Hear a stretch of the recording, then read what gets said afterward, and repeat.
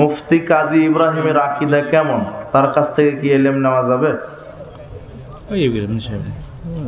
মানুষের সমালোচনা না করাই আকীদা ঠিক আছে তো, সমস্যা নাই, কিন্তু তার কিছু কিছু ব্যাখ্যায় শরীয়তে এটা কেমন করে তিনি ব্যাখ্যা দেন, আমি কিছু তার আলোচনা শুনছি কবরের শাস্তির ব্যাপারে বা কিয়ামতের ব্যাপারে, কিন্তু হ্যাঁ এগুলো উদ্ভট উদ্ভট ব্যাখ্যা দিচ্ছেন, কিন্তু তার আকীদা যেটা বোঝা যায়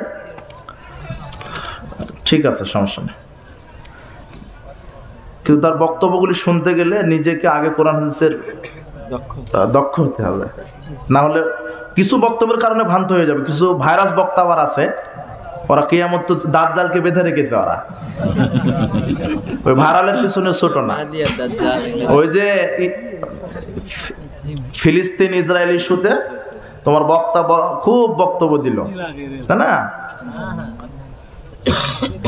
তবে দোয়া রাখি আল্লাহ যেন ফিলিস্তিনের মাজলুম মুসলিমদেরকে হেফাজত করেন, ইহুদি অভিশপ্ত ইহুদিদেরকে আল্লাহ যেন ধ্বংস করেন। করবেই করবে, আজ হোক কাল হোক করবেই, ওটা করবে।